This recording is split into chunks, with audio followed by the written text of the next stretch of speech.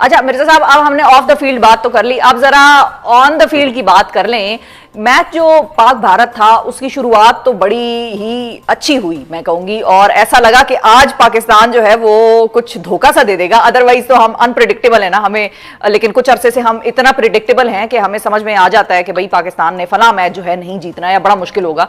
तो पाकिस्तान ने स्टार्ट में इतनी अच्छी कारकर्दगी दिखाई कि हमें लगा कि शायद आज तो पाकिस्तान धोखा ही दे जाएगा और हमें बाकायदा सेलिब्रेटरी मोड में दाखिल कर लेगा। अब दोनों हमारे जो ओपनर्स थे उनके अलावा पावर मिडिल और लोअर मिडिल ऑर्डर सिर्फ 33 रन पर सिमट गया, जबकि 113 के स्कोर पर पाकिस्तान का सिर्फ एक आउट था। ये क्यों और कैसे हो गया, और क्या हमारे बल्लेबाज भारतीय स्पिनर्स को खेलना भूल गए हैं या प्रेशर में आ जाते हैं? देखिए, पाकिस्तान की टीम शिफा अनप्रिडिक्टेबल टीम है, कभी खुशी देती है कभी गम देती है, कुछ पता नहीं होता इस टीम का। कल तो हम इतने खुश हो रहे थे आप समेत कि भाई अब पाकिस्तान ने 113 कर लिए, एक खिलाड़ी आउट है, 190 200 तक जाएंगे।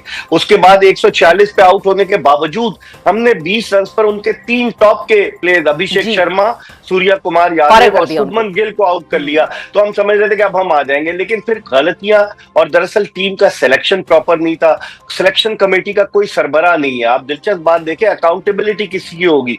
जो कोई सरबराह होगा वो जिम्मेदारी कबूल करेगा। कोई सिलेक्शन कमेटी का सरबराह नहीं है। आकिब जावेद गैर एलानिया चीफ सिलेक्टर है और सिलेक्शन कमेटी में अजहर अली, असद शफीक और अलीम डार शामिल है। तो पाकिस्तान का टीम का सिलेक्शन प्रॉपर नहीं था। और फिर सबसे बढ़कर हमारा कप्तान, जिसकी 11 रुकनी टीम में जगह नहीं बनती और वो कप्तानी कर रहा है, वो भी इतना खौफजदा है कि वो बॉलिंग ही नहीं करने आया। जब भारत के 2 left handed batsman Tilak Varma और शिवम दुबे बैटिंग कर रहे थे तो ऑफ स्पिनर की जरूरत होती है। फिर सबसे बढ़कर उसने मोहम्मद नवाज से सिर्फ 1 ओवर कराया। आप अंदाजा लगाएं, ये वही मोहम्मद नवाज है जिसने आपको 3 मुल्की क्रिकेट सीरीज जितवाई थी जब अफगानिस्तान को हमने फाइनल में हराया था। इस पूरे टूर्नामेंट में सलमान अली आगा ने मोहम्मद नवाज से सिर्फ 12 ओवर्स कराए, कल 1 ओवर कराया।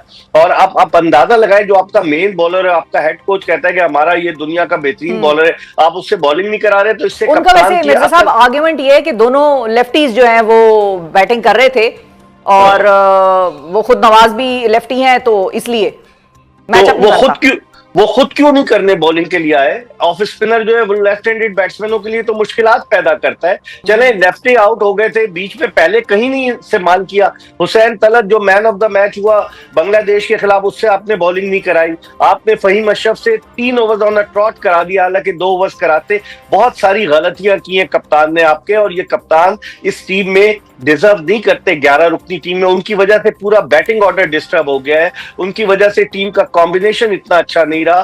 कौन लेकर आया इसको कप्तान? लास्ट ईयर नवंबर में सलमान अली आगा ने अपना T20 डेब्यू किया और पाकिस्तान के कप्तान बन गए।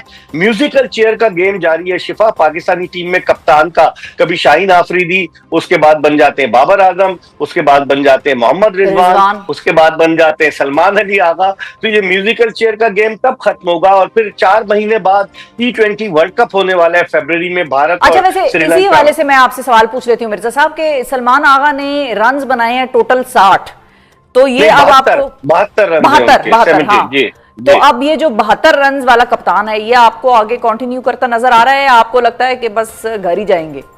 बज़ाहिर तो मुझे लगता है कि अब इनकी जो है ना वो इनको फारिग किया जाएगा, बज़ाहिर यही लग रहा है। लेकिन ये अलग बात है, ये पाकिस्तान है, आपको पता है, यहाँ कहीं भी किसी की भी बड़ी पर्ची आ जाए तो और देन हूज नेक्स्ट? अगर मिर्जा साहब अगर ये घर जा रहे हैं तो फिर बासित साहब तो कह रहे हैं, बासित अली साहब तो कह रहे हैं कि शाहीन अफरीदी को कप्तान बना दें।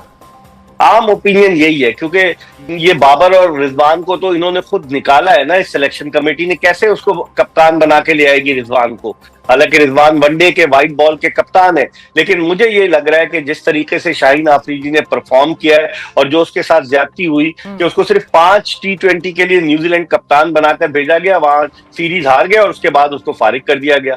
तो मेरे ख्याल में इस वक्त, और लाहौर कलंदर्स को भी उसने जितवाया, इस वक्त सबसे अच्छा कैंडिडेट वही साबित हो सकता है। ठीक है। अच्छा, और मिर्जा साहब ये बताएं, अबल के मैं आपसे एक पहेली पूछती हूँ। वही पहेली ये है कि उस बल्लेबाज का हमने क्या करना है जो इस टूर्नामेंट में 4 दफा मिर्जा साहब 0 पर वो आउट हुए। अब ये नाम बताएं कि वो कौन से हैं? उसने 37 रन स्कोर किए टोटल साइम अयूब ने, और वो 4 मरतबा इस टूर्नामेंट में 0 पर आउट हुए। और हम तो ये समझे जिस तरह उन्होंने बैटिंग की थी ना ऑस्ट्रेलिया में, साउथ अफ्रीका में, हम समझे कि पाकिस्तान को एक और लेफ्ट हैंडेड सईद अनवर मिल गया। लेकिन वो बैटिंग छोड़कर, कहते कौवा चला हंस की चाल अपनी भूल गया, वो बैटिंग छोड़कर बॉलर बन गए। और अब हम लोग कह रहे हैं कि पाकिस्तान को सईद अनवर तो नहीं मिला, अलबत्ता सईद अजमल जरूर मिल गया। अब इनका क्या करना है वैसे? इनको अभी रखना है, क्योंकि ये बॉलिंग करके टीम में जगह अपनी बनाने की कोशिश करें, लेकिन इनका जो मेन काम है, इनका जो मेन ऑब्जेक्टिव है, वो पाकिस्तान के लिए रन स्कोर करना है। अब उसको 1 डाउन पोजीशन पर ले आए हैं। पहले फखर 1 डाउन पे आ रहे थे, साइम अयूब नीचे आ गए। कॉन्फिडेंस इनको दें, टैलेंटेड प्लेयर है, आगे जा सकता है, ये कर सकता है पाकिस्तान के लिए। अच्छा, और ये बताइए कि माइक हैसन साहब का हमने क्या करना है, जो ये फॉर्मूला लेकर आए थे कि बहुत सारे ढेर सारे ऑलराउंडर्स होने चाहिए जो थोड़ी थोड़ी बैटिंग करें, थोड़ी थोड़ी बॉलिंग करें, कोई स्पेशलाइज्ड जिस किसी की फील्ड ना भी हो तो भी चलेगा, और हमें एक हरफन मौला किस्म के लोग चाहिए बहुत सारे, वो भी ढेर सारे। कल जब कैमरा उनकी तरफ जा रहा था, आपने देखा वो ब्लड प्रेशर के मरीज नजर आ रहे थे, और उनके बरक्स अगर कैमरा गौतम गंभीर पे जा रहा था, वो सुकून के साथ बैठा हुआ था। तो मुझे तो डर लग रहा था कि कहीं ये छलांग ना लगा दे, इतनी टेंशन में थे हमारे कोच, और हाइट पर है वो ड्रेसिंग रूम। लेकिन उनके जो तजुर्बात है कि जी इंटेंट हमारी ऐसी होनी चाहिए, मॉडर्न डे क्रिकेट खेलेंगे, ऑलराउंडर्स होंगे, जारहाना अंदाज होगा, वो सारे का सारा धरा रह गया। अब उनकी अकाउंटेबिलिटी कौन करेगा? क्या उनके भी डॉलर्स कम होंगे? हजारों डॉलर्स ले रहे हैं, क्या उनके कुछ कम होंगे? अच्छा मिर्जा साहब, एक आर्ग्यूमेंट है और उसमें जान भी है किसी हद तक कि हमने तो भाई देखें फाइनल खेला, भारत के खिलाफ खेला, शुरू में भारत को हमने बड़ा टफ टाइम भी दिया, बड़ा एक डिजर्विंग किस्म का हमने एक फाइट की, और उसके बाद हम बेसिकली लड़के हारे। तो ये जो आर्ग्यूमेंट है, ये माइक हैसन को, सलमान अली आगा को बचा नहीं जाएगा? नहीं, देखे किन टीमों से आप जीते ना, आपने बड़ी मुश्किल से जीते। आप श्रीलंका के खिलाफ 80 पे 5 आउट हो गए थे। आप बड़ी मुश्किल से जीते बांग्लादेश के खिलाफ, जिससे आप 11 रन से फतह आपने हासिल की। तो आपने कौन सी कोई गैर मामूली कारकर्दगी दिखा दी? ये टीमें तो पाकिस्तान से रैंकिंग में नीचे हैं। अगर आप किसी टफ टीम को हराते हैं तो फिर बात थी ना। तो ये आर्गुमेंट इतना सही नहीं है, और हमें तो लाले पड़ सकते हैं आइंदा के लिए, क्योंकि हमारी टीम जो है 7वें 8वें नंबर पर आ गई T20 की आलमी रैंकिंग में। तो वो टीम जिससे रूल किया T20 क्रिकेट में, सरफराज अहमद कप्तान थे, हमने 2009 में यूनुस खान की कप्तानी में T20 वर्ल्ड कप जीता, इतने सारे T20 वर्ल्ड कप के सेमीफाइनल, फाइनल तक पहुंचे। अब ये हाल हो गया उस टीम का, तो इसके लिए सोचना पड़ेगा अरबाब इख्तियार को कि इस टीम को कैसे सेट किया जाए।